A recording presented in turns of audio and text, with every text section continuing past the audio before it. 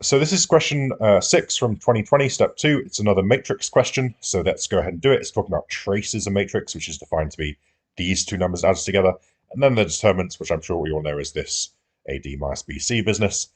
The first thing to do, it's all 2 by 2 matrices, by the way, is prove this stuff here. So, all right, well, m squared, let's just calculate that. It's going to be this. It takes a bit of time, but whatever, eventually you get it. This is going to be the only time I ever write this like this. Every other time I write it, I'm going to factorize out the C from this one and the B from this one, and you'll see why.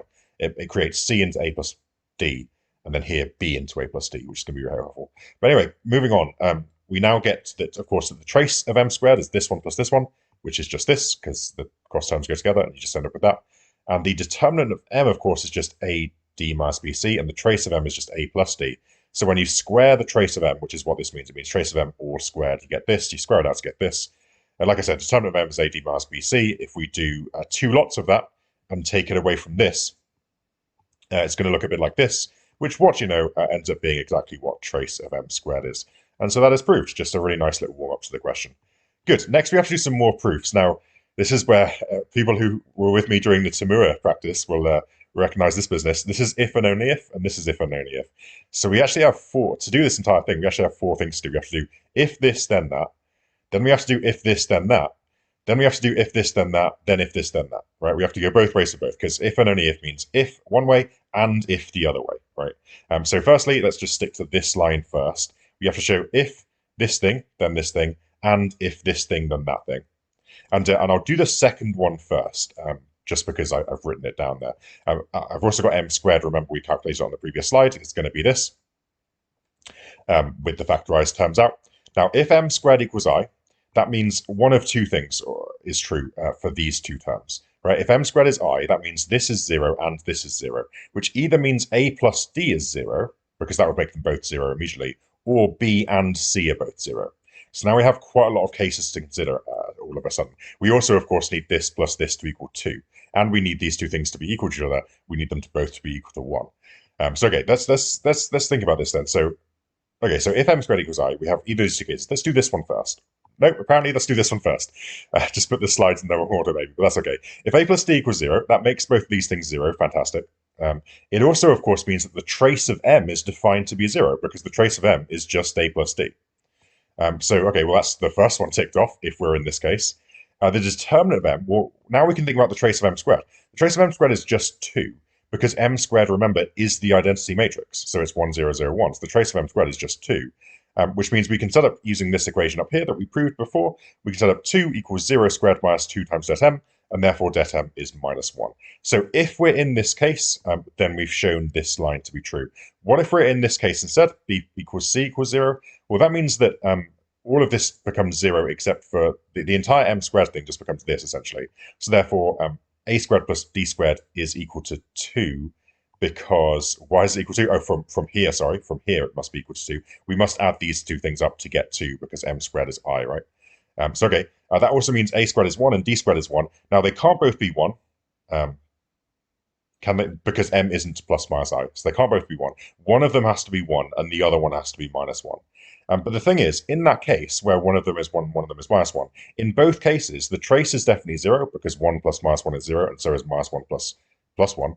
And the determinant of m is also minus 1, because, again, you get minus 1 times 1, or 1 times minus 1, it doesn't matter, minus 0, which is just minus 1 in any case. So for both of these 2 cases, if m squared equals I, then these 2 things follow.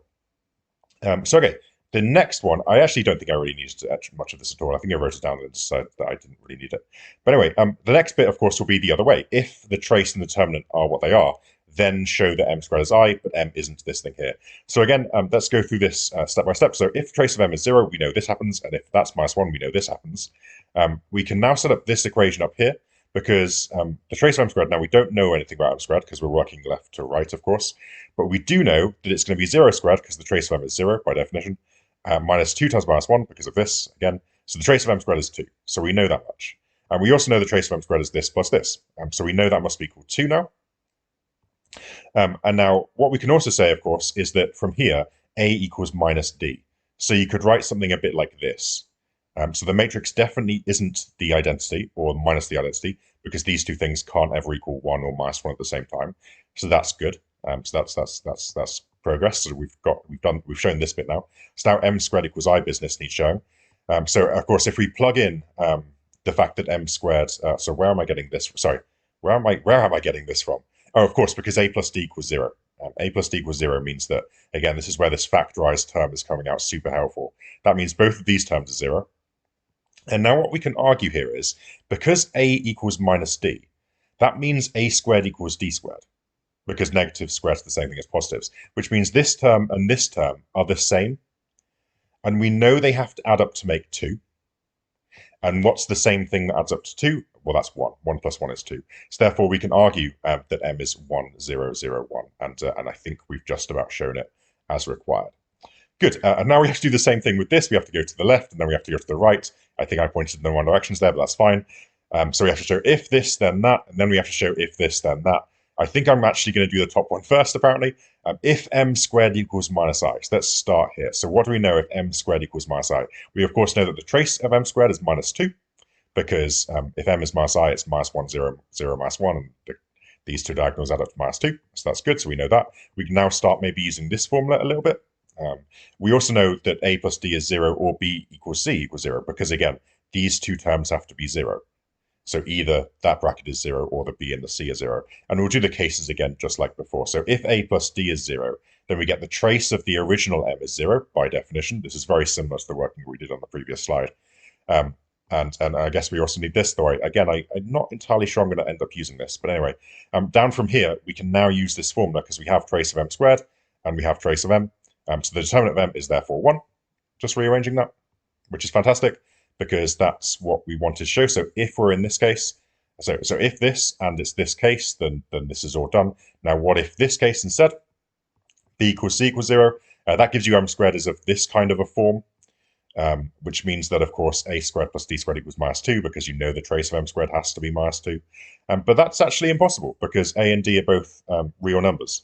So we can't do that. So we can't be in this case. The only case we can be is this one, which did the thing we wanted it to. So therefore, the top line is done. And now we need to show if this, then that. So again, if this, then this, obviously, by definition.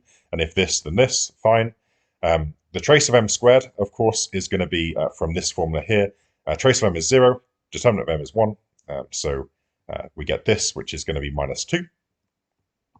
And now we're in this case here where have I got this from? Oh, of course, again, I've got it from a plus d equals 0. So therefore, these two terms go away. So therefore, m squared looks a bit like this. And I'm going to make the same argument as I did last time. These two things need to add up to make minus 2 based on this. However, a squared is equal to d squared based on this, because you move the d over and you square both sides. So therefore, these two things are the same. What two same things add up to minus 2? Well, that would be minus 1. So therefore, m squared is definitely minus I as required. Good. So we're packing through it. We're getting through it. We're getting through it. So use part 2 to prove this business here. So, okay, it's another if and only if statement. So we need to go to the left and to the right. To the right is easy, because if m squared equals plus or minus I, then either m squared is I or m squared is minus I. And maybe you can do a bit more maths than I did here to show this properly, but both of those two things square to make I. So that's not going to be an issue. So going to the right, nice and easy. Going to the left, a little bit more complicated. We've got m to the 4 equals I. Now, what we can do is we can use this condition here, but just replace all the m's with m squareds, which makes that an m squared, that an m squared, that an m squared, and that an m to the 4, right? So you can just do that here because that's just how it works, right? We can just, m is just representing the matrix, and this is the square of that matrix. So if it's m squared, then this is m to the 4. That's just that'll be fine. Now, what this statement says is if this, which is the case I'm going with to start with, but not this, then you get this thing. I don't really care about this bit here, but I care about this thing here. So if m to the 4 is I, which I know that it is based on going from left to right, but m squared isn't plus or minus I, then this is true. Now, I'm trying to show that m squared is plus or minus I, so therefore I need to show that this is actually impossible. If I could just show that this was impossible, then if m to the 4 equals I, then m squared would definitely be plus or minus I, if there's just no cases where this happens.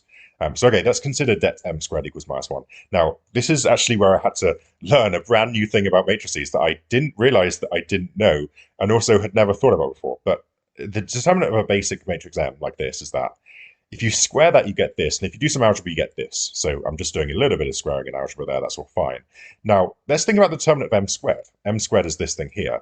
A little bit more maths to do, but you expand those two terms out carefully to get a squared d squared, and then two cross terms with the a's and the d squared each, and then the b squared c squared. And then you take away bc times the two terms, which you can just write immediately as this. Lots of things cancel here. This one cancels with this term, I think, the minus bc d squared, and this one with this one. And this one becomes a minus 2abcd, which is fantastic because that equals the determinant of m squared. So I never knew this, but the determinant of m squared is equal to the determinant of m all squared. I would have thought that I knew that, but I didn't. But what that means then is if we're claiming the determinant of m squared needs to equal minus 1, well, the determinant of m squared is equal to, as we just showed, the determinant of m squared. But the determinant of m is a real number because a, b, c, and d are all real numbers. So that's not the case. So therefore, if m to the 4 equals I, m squared must be plus or minus I. So next part, find a necessary and sufficient condition on det m and trace of m, such that m to the 4 is minus I. So we start with m to the 4 is minus I. Now, of course, what that implies from this line here, if m to the 4 is minus I, that means trace of m squared equals 0 and determinant of m squared equals 1. Now, what we just discussed and just saw, which was really cool, was this means that the determinant of m all squared equals 1. But now I can just square root both sides to get determinant of m is plus or minus 1. And now we can throw this result and this result into the formula to get trace of m squared, which is 0, equals trace of m all squared, minus 2 lots of the determinant of m, which is either plus or minus 1. Now here, if the determinant of m was minus 1, this would make a plus 2, and then you'd end up with minus 2 equals the trace of m all squared. Can't happen. Can't square something to get a negative. That's real. So therefore, this means that the determinant must be plus 1, and then when we put in plus 1 here, we add 2 to both sides, and then we square it, and we get the trace of m is plus or minus root 2.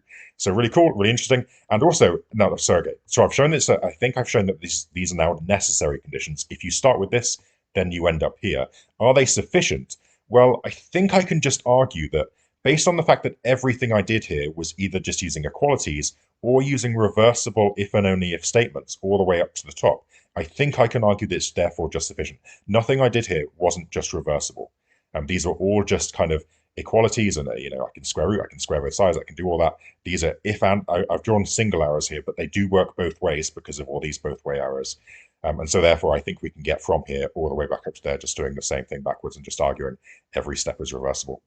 And into the very last part, give an example of a matrix M for which m to the 8 equals I, but is not a reflection or a rotation. Now I had to Google, I knew this one, this is the reflection, of course, we see this one all the time. The rotation is this one. Kind of interesting, sorry, the reflection is this one. Kind of interesting, I haven't seen much of this before. I think I knew it somewhere back in the deep depths of my mind. But anyway, you get these two things. So we don't want either of these two things, but we do want m to the 8 equals I. Now looking at this one here, if m to the 8 equals I, that means m to the 4 is plus or minus I.